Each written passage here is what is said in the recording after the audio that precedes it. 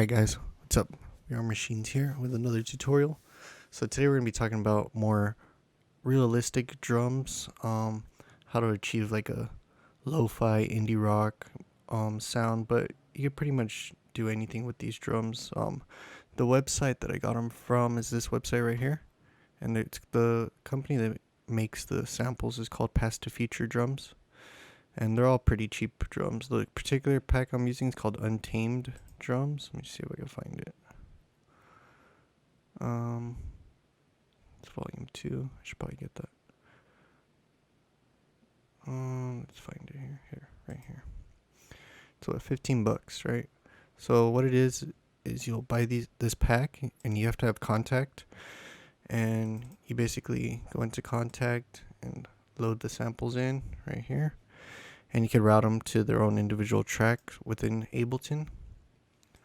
Doing that, you can find a tutorial on how to do that. It's a whole other tutorial in itself, but basically you just assign it to an output and then assign the output as an input on the track here. But yeah, so let's have a listen to what we got going on. This is a song I wrote not too long ago, but yeah, it's using those drums with a lot of processing.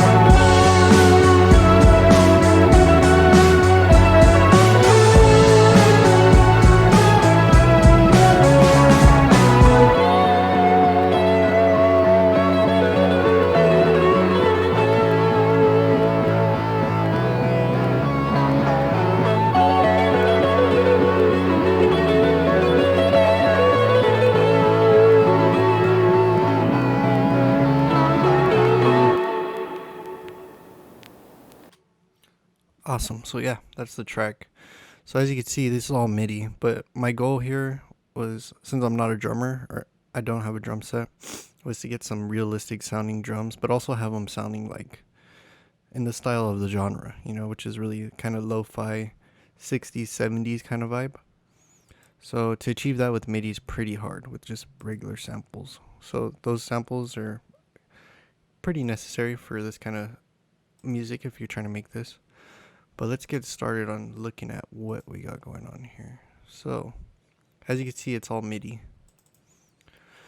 So what I did was played this in on my keyboard. So let me see if I could find. There you go.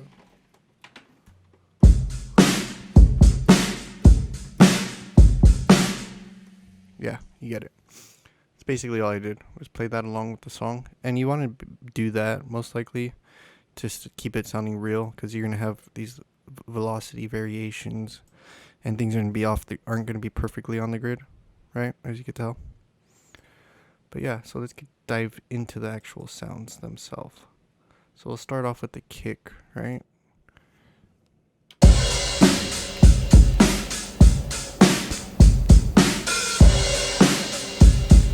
So what I did was boost the around 50 hertz, which is like usually like the main low end frequency on the kick drum.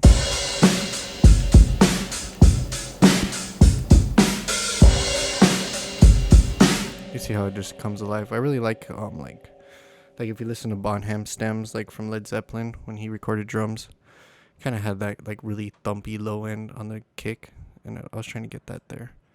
So let's go on and move to the snare.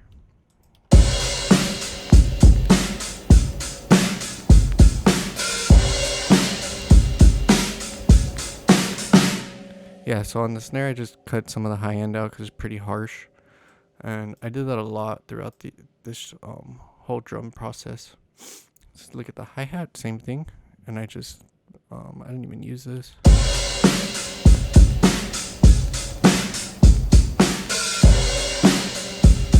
So yeah, a lot of times like around here, like 5K, 4K, especially on cymbals, guitars, anything with a lot of high-end frequencies is going to get real harsh. So I tend to cut that a lot if it's getting a little brutal. And then we just have the crash.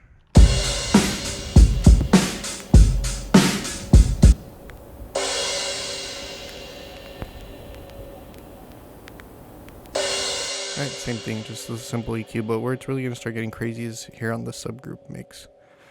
So all my drums are going into this group. Alright, and so let me group all this together so you can hear it before and after. So without all these processing on that whole drum kit, so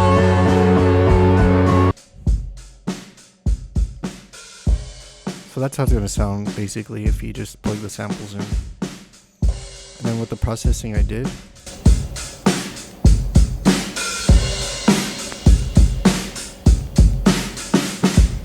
so you could hear it really like brought it to life. So let's go down this one by one. I'm going to turn all these off.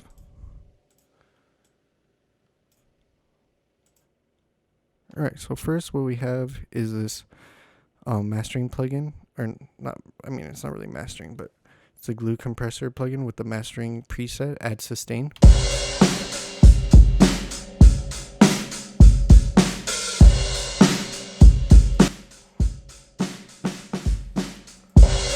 So you can see I have it really giving a lot of makeup gain. It's compressing quite a bit, like 4 dB. And in this genre of music, a lot of the drums are really over compressed. So that's what I was going for here. So like the kick and the snare are going to cut through the hi-hat and the crash a lot, right? So that's what I have there. Then next I have reverb.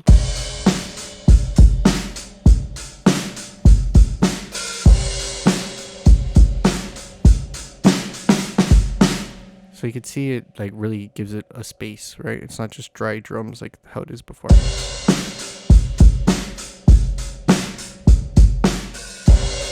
Like it actually sounds like it's in a room. So what I did here was just a short decay time. I brought the size down really low because it's going to be like a small room. Stereo width is 70%. And the dry wet isn't even, it's going to be minimal because I don't want too much reverb on all these drums. It's going to get really crowded really fast, even though it'll sound cool by itself.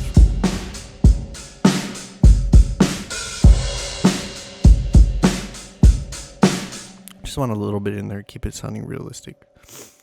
Next, this is where it starts getting interesting, is I added a chorus, the TAL, which you're probably familiar with.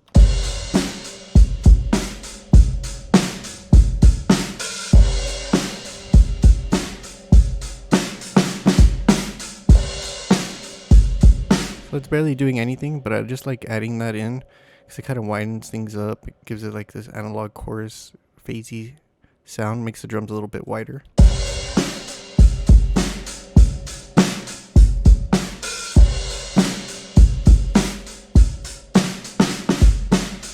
Yep. And then right here is where it really starts to get more drastic as far as like how the drums change with this plugin right here.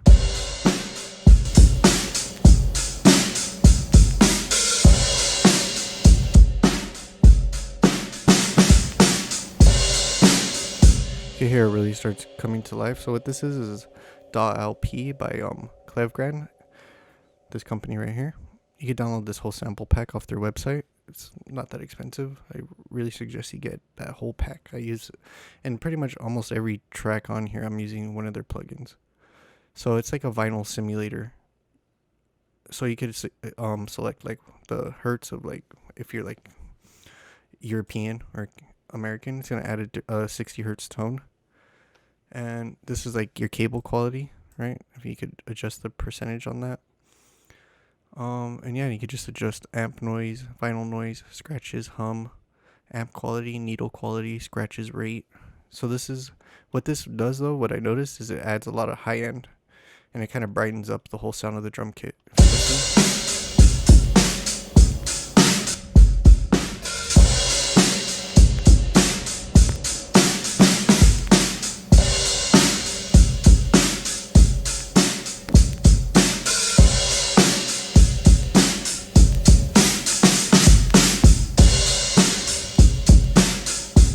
I have the mix at 52% because I notice if I bring it up too high, it starts taking away the low end. So yeah, if you want, just copy these settings, and this is what I use on these kind of drums, or specifically this sample pack. And it just brightens everything up. But you can hear how it's kind of getting a little too harsh with like the snare, the hat, and the cymbals. So then I added this EQ to cut that harshness out. Right. So let me take this EQ band out. And you can even see in the EQ right here, there's just like a constant spike right here.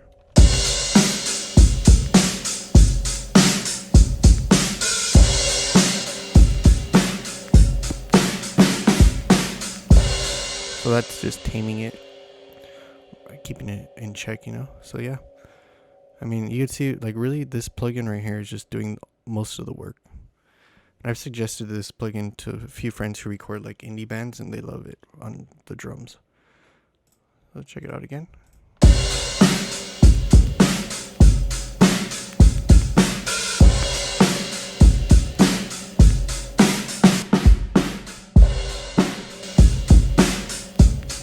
Just brings it to life, man. You know what I mean? But yeah, I'm just gonna keep it simple today. Just work on these drums. I want to like, do different kinds of tutorials, not just the same old thing. And if you guys are interested, I can break down the rest of this track for you. But today I just wanted to go through these drums. All right, so look them up, Untamed Drums, Past to Feature Samples. They have a whole bunch of sample packs, as you saw. There's like, and it's supposed to be like Tame Impala drums, but they have like all kinds of different bands, different styles, modern vintage drums.